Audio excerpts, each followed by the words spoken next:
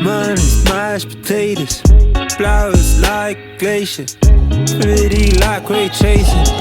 I've become complacent, nocturnal operations. My God, it feels amazing.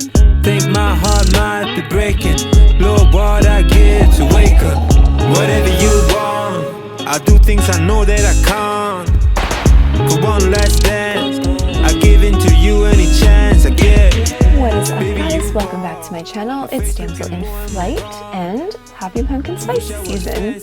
So pumpkin spice season has kind of been the inspiration for this video, and I thought it would be helpful to give kayak renters and beginner kayakers options and ideas for what to wear and how to dress for fall weather kayaking.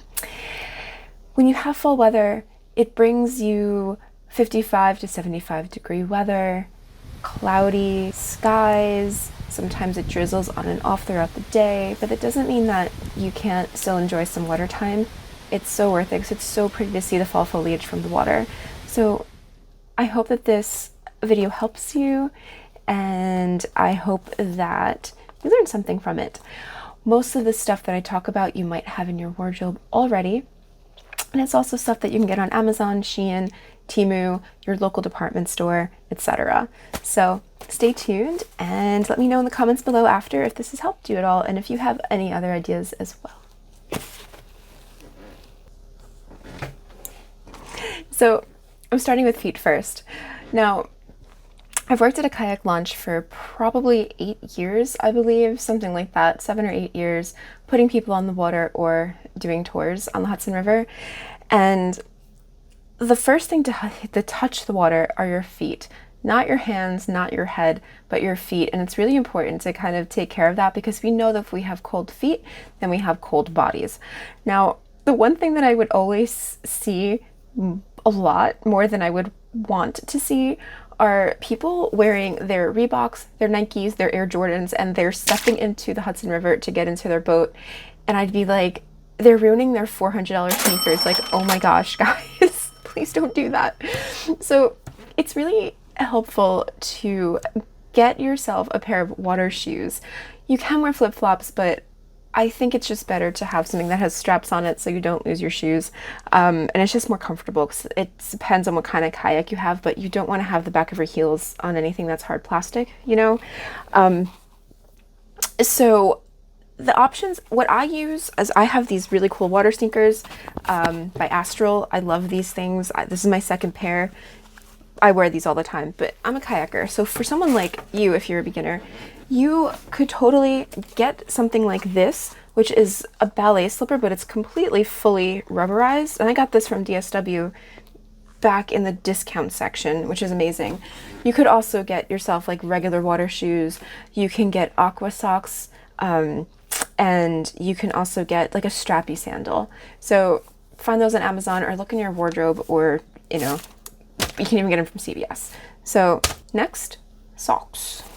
Now, I've been a purist and I actually just recently started wearing wool socks in the water.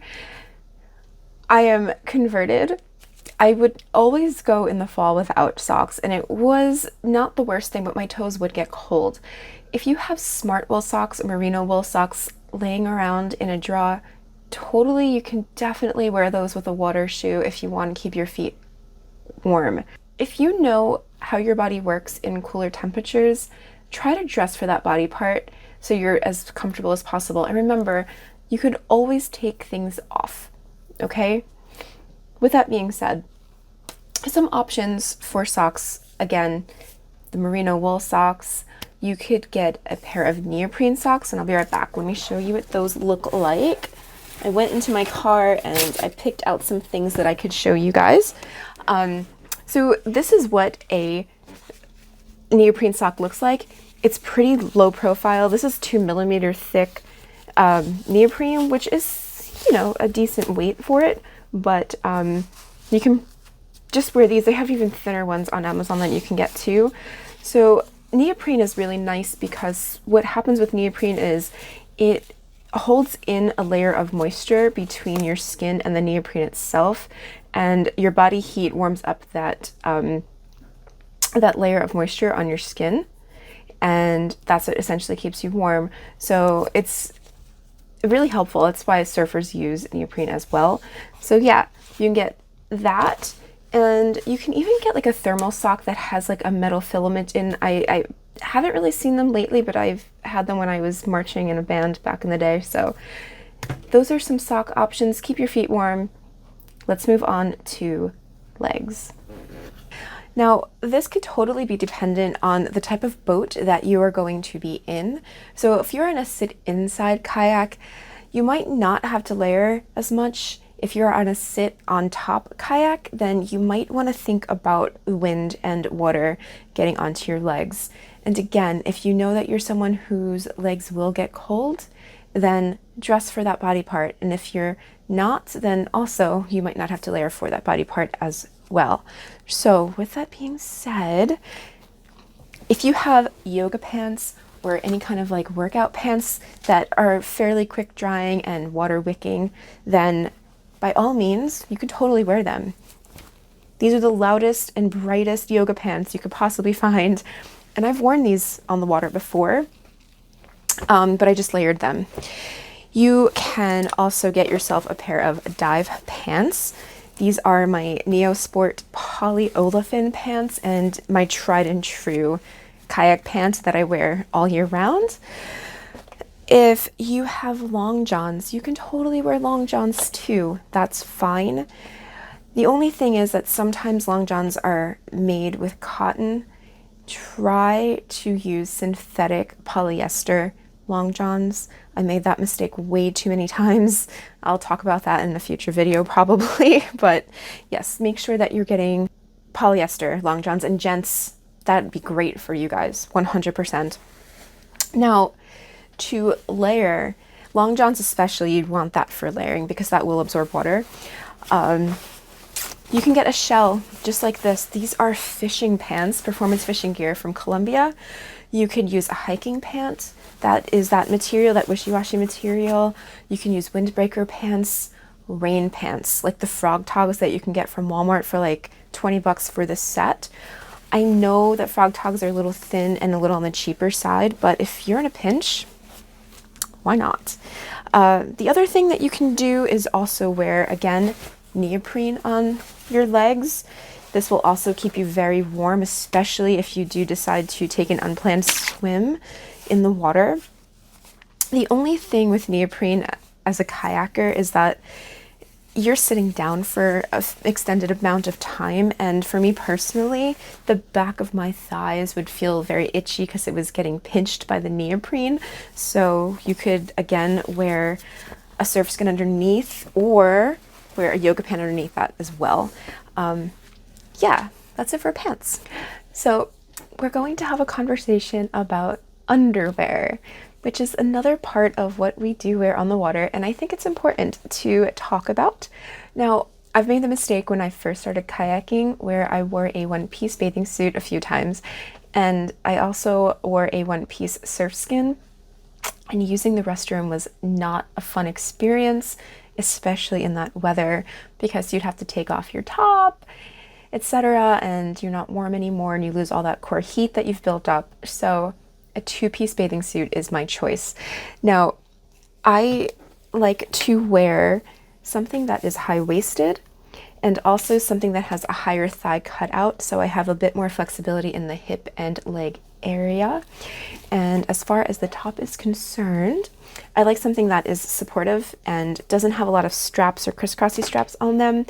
And one, for safety, so they doesn't get caught in anything.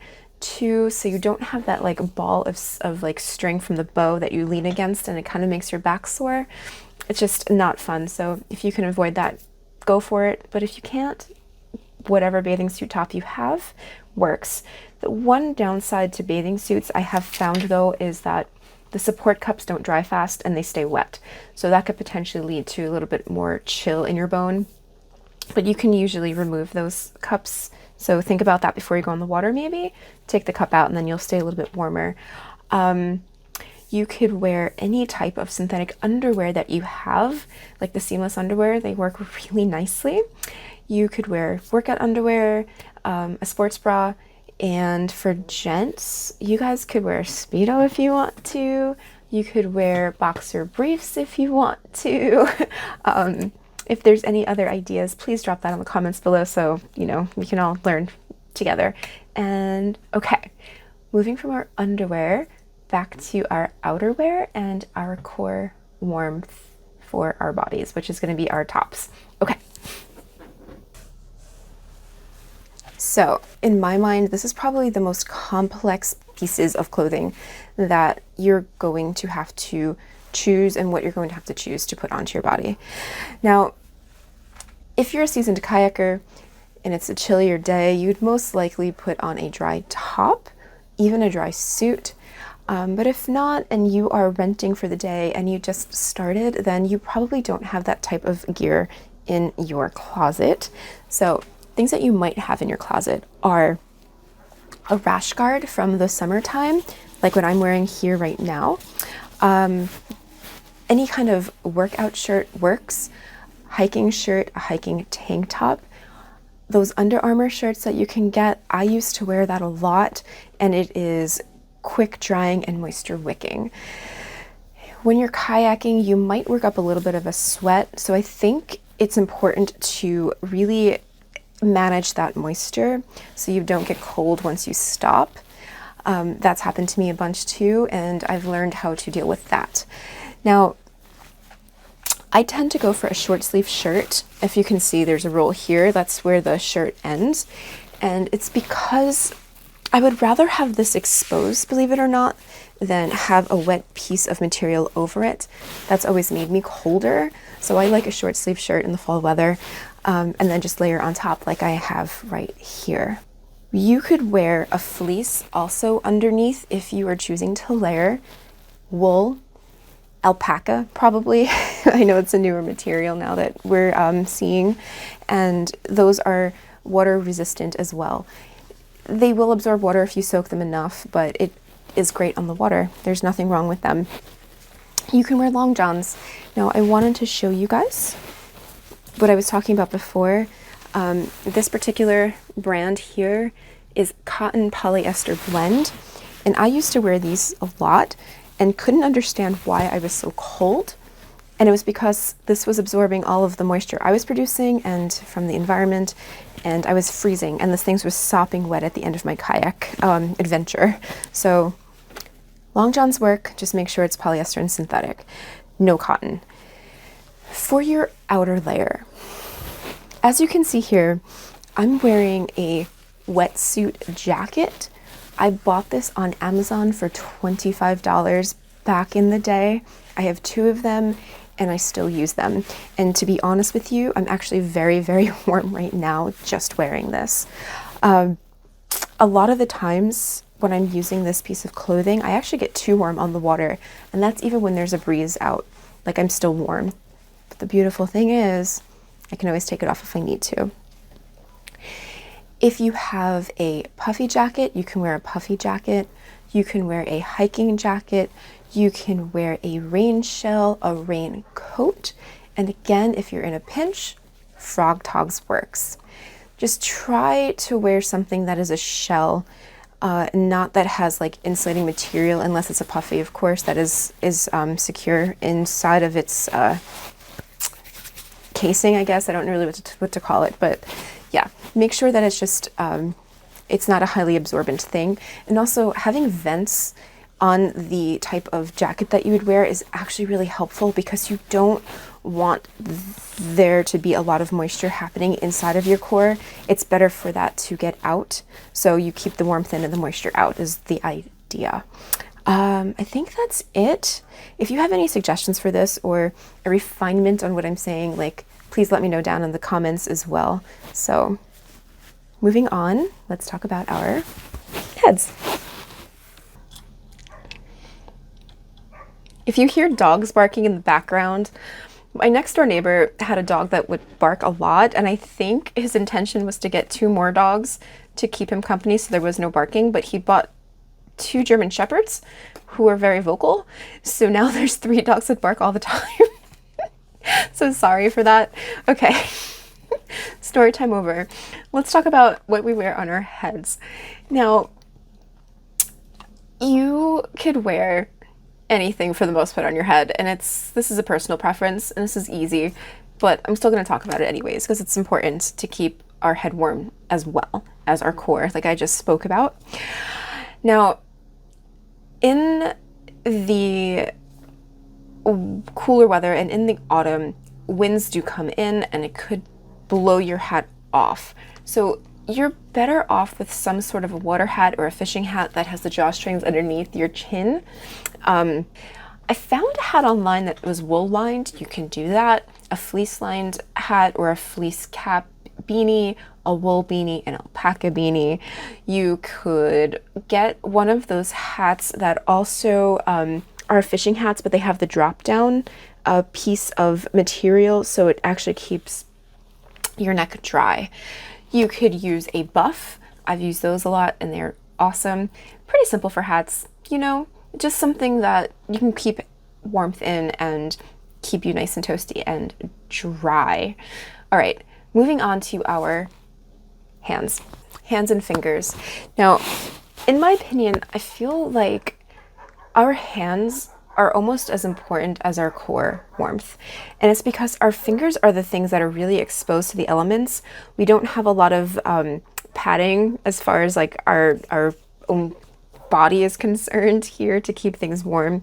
And our fingers are really what's giving that nice grip on our paddle and makes us feel secure in our boats. Now, I can't really come up with a lot of options for you guys if you are just getting on the water for like once the season.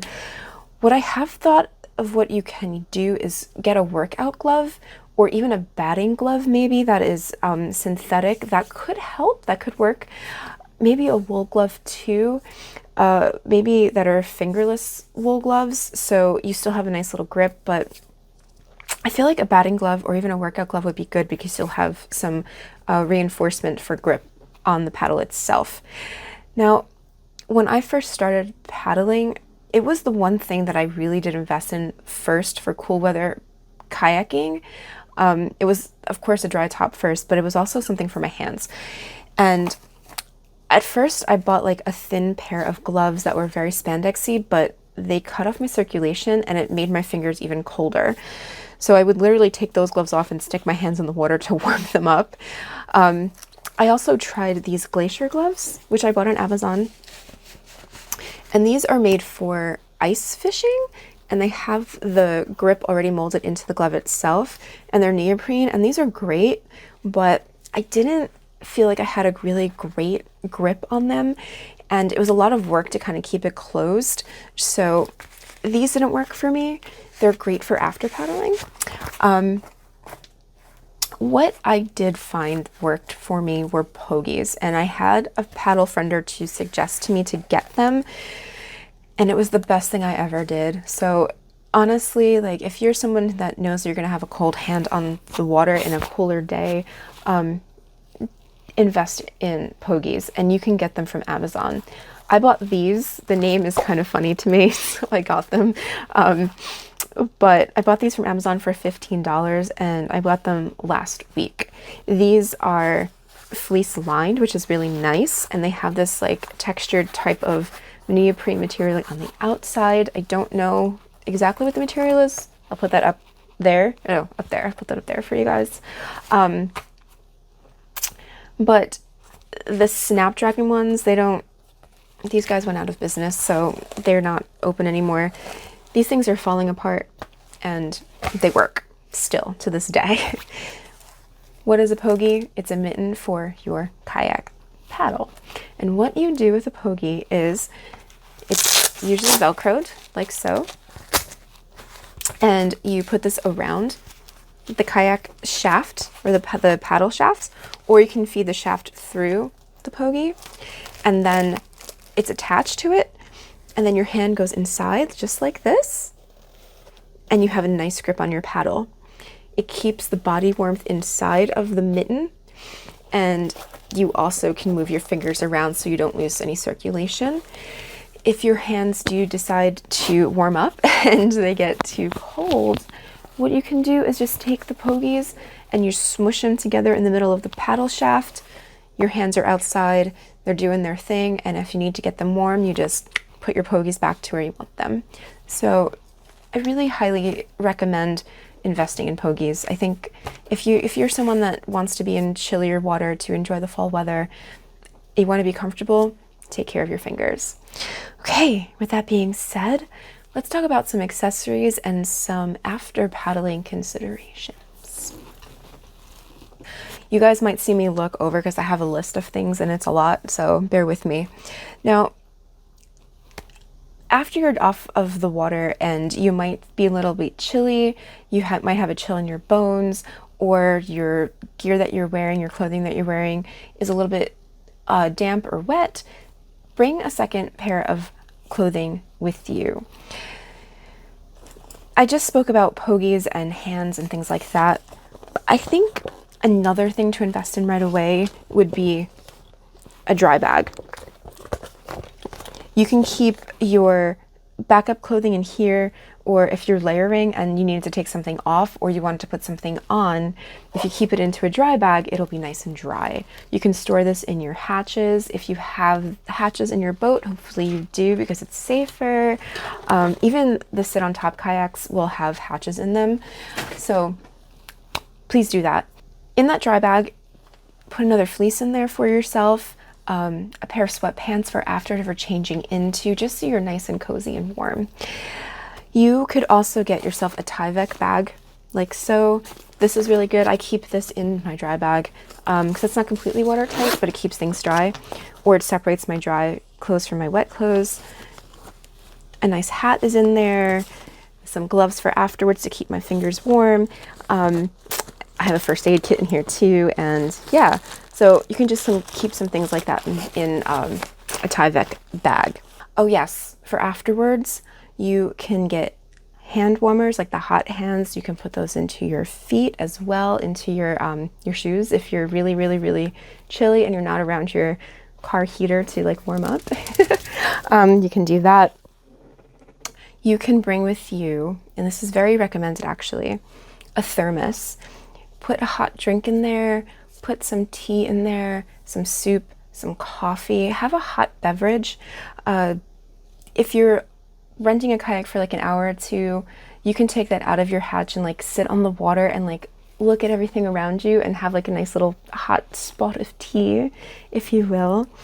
If you're on a tour and you're getting out for a few, then you can have that nice hot warm beverage with you and be nice and toasty and cozy. You can even put a pumpkin spice latte in there, just saying. Other things to think about is make sure you have water with you and make sure you have something to eat. When we get cold and we're shivering, it's our body using up our energy to keep our core organs warm. We burn calories by doing that. Giving our body some more calories to burn helps us, and it also just gives us energy. So it's really important to stay hydrated and to make sure you have enough calories in your system, according to your own dietary needs, of course. Another little accessory that I found that I thought was really interesting were wrist gaiters. Now, if you're layering like a fleece and you have a puffy jacket on, or you have a rain jacket on, but it doesn't really cinch at the wrist, you can get a wrist gaiter that's made of waterproof material. Again, I believe that is also neoprene or some other sort of wishy-washy material, and it'll go over your wrist here, and it kind of can protect your underclothing from getting wet, so the water kind of just rolls past your wrist opening and then onto your sleeve of your jacket.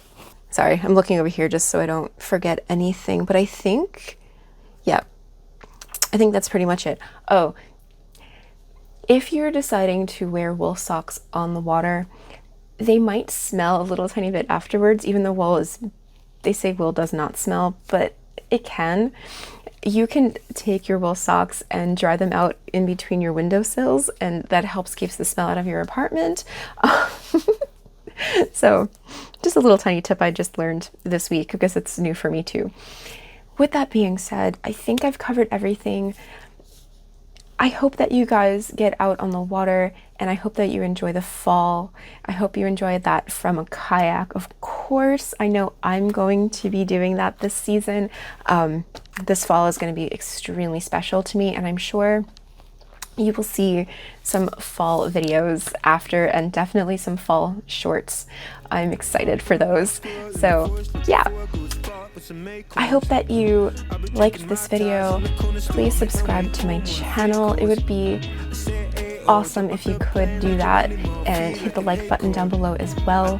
This is kind of a little bit of a dream I'm pursuing, and it's been so fun and so amazing, and it's really put me back in the water again, and I'm happy. I'm the happiest I've been in a very long time. So yes, like and subscribe.